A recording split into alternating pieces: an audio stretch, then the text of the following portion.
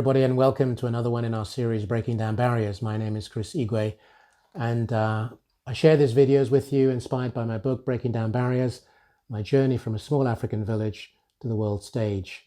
And I take a short chapter, give you some of my thoughts and insights, share some stories with you in the book itself. As I do this video, I tend to mix it up to give you some thoughts and ideas and a little bit of a story and background to help you understand. So in this particular chapter, we are going to focus on the title that I've got here, which is Persevere, whatever the circumstances. Persevere, whatever the circumstances.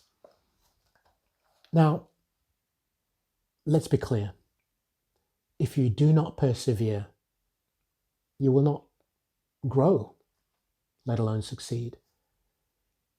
If a child or a baby didn't persevere in the desire to crawl and then to walk and then later on to run, what would that look like? What would that be? We can't even conceive it, can we? Because whether you're a woman and you're able to or have had children, or you look at your grandchildren, you know that that is part of the process in life. The process being that there is a birth and there is a process of growth. So it's just inconceivable, isn't it, that as a baby or as a child, that child doesn't succeed in eventually learning how to walk.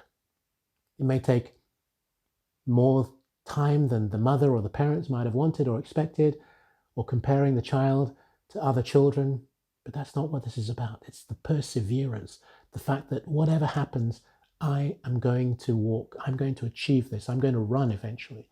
I'll crawl, then I'll walk, then I'll run.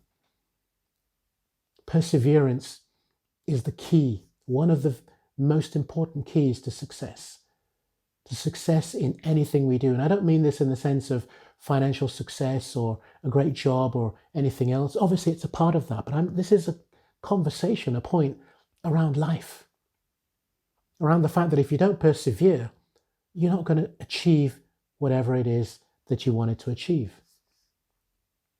Let me give you again, just to be relatable, some very simple examples. Let's take social media. When I first started out on social media, I did my best. Whether it was on Instagram, Facebook, TikTok, YouTube, and of course LinkedIn. I was even on Clubhouse. You may recall, some of you may remember that. I was on Clubhouse for a while during the pandemic. Met some great people, connected with some incredible people. Stuff comes and goes. Situations change, but social media overall was not something that I was familiar with. I was not of that generation that grew up with it. I was not a digital native.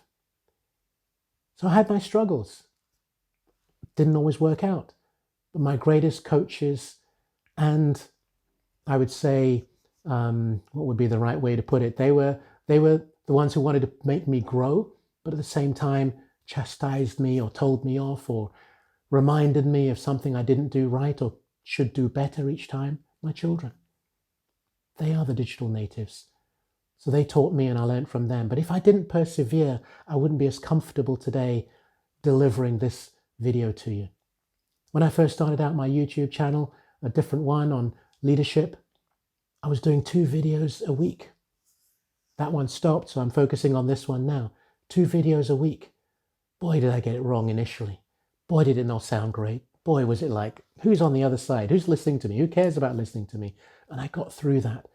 It's like, even if one person watches this video or any other one and it changes their life in some way, and I've seen it. I've seen some DMs and comments. Maybe the numbers are not as fantastic for certain videos and they're incredible for others. But I persevered. I worked through it. I started a podcast called Global Voice of Retail. And my focus was to interview and speak to only managing directors, CEOs, founders of businesses. Not the easiest group to get to, but I wanted that to differentiate myself from everything else that's going on in the marketplace. It's been hard. It's been a challenge. Firstly, understanding how you do a podcast, how you put the platforms together. I did that myself. Nobody else helped me. I didn't get external help. I didn't pay for anybody. I thought to myself, if I don't learn it, how can I understand the pitfalls, the opportunities, and just how the whole thing works? In one particular case, it took me weeks to get it figured out. Frustrating. But I enjoyed it. And then the other side is getting hold of a CEO. Yes, I can get them. I've accessed them. Then you have to fit into their schedule. They say, yes, we can do it. And then suddenly they're traveling. They're flying to some part of the world. You reschedule. And then there are those who, of course, say no, they don't want to for whatever reason, and that's okay. But I persevered. And it became a reference that people have enjoyed. And it amused them as well to think that I could call myself the global voice of retail. Well, I said, who else is the global voice of retail? I don't know anybody, so I claim it. You've got to persevere. You've got to keep on going. There are many things that you do, that we all do, which define us later on. And if, like me, you end up not worrying about what other people think, you just keep on going. Because everybody's got an opinion. Everybody's got a point of view. And I learned very early, very young, there are people who I will listen to, who've been my coaches and mentors, or my family, as I said, in social media, helping me to understand how to use it. Go to those who know. Don't go to those who think they know or who've never done it. It's like going to someone, you say, I want to lead. Okay, but do you go to somebody who failed in leadership, or their team is or company is hopeless or terrible? No, you go to somebody who is best in class. I've always gone to best in class because I want to be best in class and help others to get there. So you've got to persevere. And if I look at this quote from Vince Lombardi, who was an American football coach, very successful one, he said, it's not whether you get knocked down, it's whether you get back up. It's not whether you get knocked down, it's whether you get back up. And that is perseverance, and that is sports. American football is a very physical sport. I played a lot of rugby. Rugby, we didn't have all the padding and so on, but sometimes you got beaten by another team, thrashed by another team. It was worse when it was your rival team. But you kept on going, you kept on training, you kept on persevering because I wanted to be the best, the very best as far as I was concerned. That's what it was all about. So you see, perseverance is something that you have to develop because each time there will be an obstacle. There are blue skies, absolutely. There are flat terrains, wonderful. Appreciate the beauty of nature and everything that's around you when you have those moments. Make those joyous moments. Stop and enjoy them. But the majority of the time, 90% of the time, it's a climb. It is a climb, and sometimes it's incredibly steep, incredibly rugged, until you get to the next ledge, and then it's another climb and the next ledge. Maybe you slip a little and you come back down. But what you focus on is the top of that mountain. Or if it's horizontal, it's the direction you're going in, you're looking, and you can see where it is you want to get to. Hold that vision. Hold that idea, hold that thought, hold that goal. That is your objective, because that is what will drive you all the way through. You have to persevere. If you don't persevere, you will not make it. And then, so let me ask you this question. What if you suddenly thought to yourself, this is really hard work. I don't want to do it anymore. I don't want to keep digging. I've been digging, or I've been running this race. I'm exhausted. But what if you looked back, having decided to stop, let's say. You thought, I can't do this anymore. I don't have the physical, mental, spiritual, emotion to be able to do it. And you look back years or decades later, and one of two things might have happened. One is somebody else was on that path behind you because they were following you. And at the time that you gave up, somebody else thought, I can see the end, I can see the goal, I can see the gold even, and kept on digging, or kept on running, or walking, or whatever it was. Or maybe you're looking in the bushes, left or right, maybe that's where it was hidden. You look back and you think, I was so close, and I stopped. That's one scenario. What if the other scenario is you look back Nobody's picked it up, nobody's gone the journey, but somehow in your brain, in your mind, in your body, in your soul, you think to yourself, I'm sure I was that close. I was that close and I gave up. Because the mind is incredible. The universe is incredible. Things will start to fall into place at a certain time if you just keep on persevering.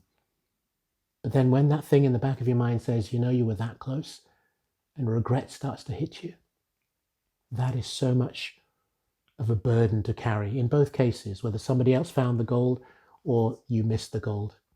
The regret that you'll have is far too great. So what I'm saying to you is, don't allow, in one of the previous chapters, I think I've already covered it, I point to the fact that I have no regrets. I do not regret anything. Some people have challenged me on that and said, well, how can that be? How can you not regret? I'll go, well, because I made a choice. They are my choices. I own them.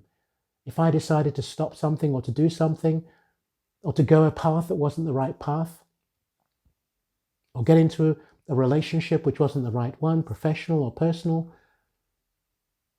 I've been married for a very long time, so I don't have any other relationships outside of my own wife and our 40 plus years. But what I'm saying is there may be other relationships or friendships which are not quite the right ones. And maybe there was a part and you knew that it wasn't the right one and you still went down that route.